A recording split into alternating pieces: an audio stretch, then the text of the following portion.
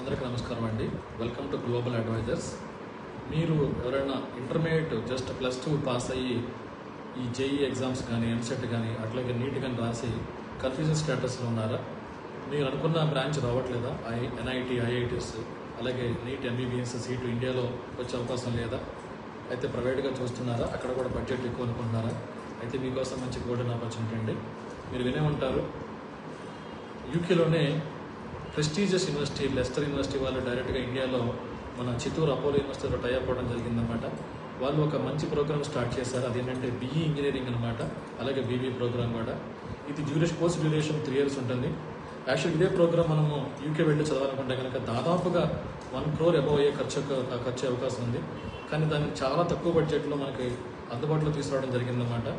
So దాదాపుగా మొత్తం అది ఒక 35 లక్షల్లో కంప్లీట్ అవుతుంది. అయితే కోర్స్ ఎట్లా ఉంటుందంటే దాని డిజైన్ ఎట్లా చేశారంటే 2+1గా డిజైన్ చేశారు. దాంట్లో ఫస్ట్ 2 years ఇక్కడే మన చిత్తూరు అపోలో యూనివర్సిటీలో కంప్లీట్ చేయడం జరుగుతుంది.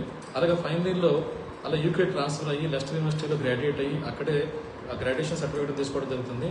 అది అయిపోయిన తర్వాత కంప్లీట్గా యూకే గవర్నమెంట్ వీళ్ళకి దాదాపుగా ఒక 2 years వర్క్ వీసా పిఎస్డబ్ల్యూ కూడా ఇవ్వడం జరుగుతుంది.